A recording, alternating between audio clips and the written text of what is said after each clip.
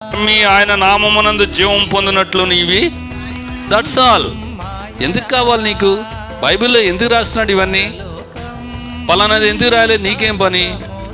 నేనంట ఈ బైబిల్ పుస్తకములో రచించినటువంటి పుస్తకాల విషయాలు మనం ధ్యానం చేస్తే చాలు, రక్షింపబడటానికి ఇవి సరిపోతాయి. యేసుప్రభు డేట్ ఆఫ్ బర్త్ మనకి అవసరం లేదు.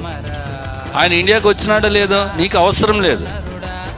ఆయన ఏ దేశస్తుడో నీకు అవసరం లేదు. నీవేమైనా, నువ్వు పాపివైనావు, నీకు రక్షణ కావాలంటే నీ దగ్గరికి రా. ఇది చాలా మంచి మాట. ఏంటంట, నమ్మి రక్షింపబడటానికి అవసరమైనటువంటి మాటలను మాత్రమే ఏం చేసినారు, రాయబడినాయి. వాటిని ఏం చేయాలి? నువ్వు ఫాలో అవ్వు. నీకు ఇష్టం కాదా, వదిలేయి. అంతేగాని మనం ఏం చేయకూడదంట, ఈ యొక్క లోక సంబంధమైన అన్నీ తీసుకొచ్చి ఇక్కడికి దేవుని యొక్క ఇంట్లోనికి పెడితే ఏమవుతుందండి, విశ్వాస విషయంలో ఏమైపోతున్నాం, తొలగిపోతున్నాము. ఎలా తొలగిపోతున్నాం, ఎలాగైపోతున్నాం?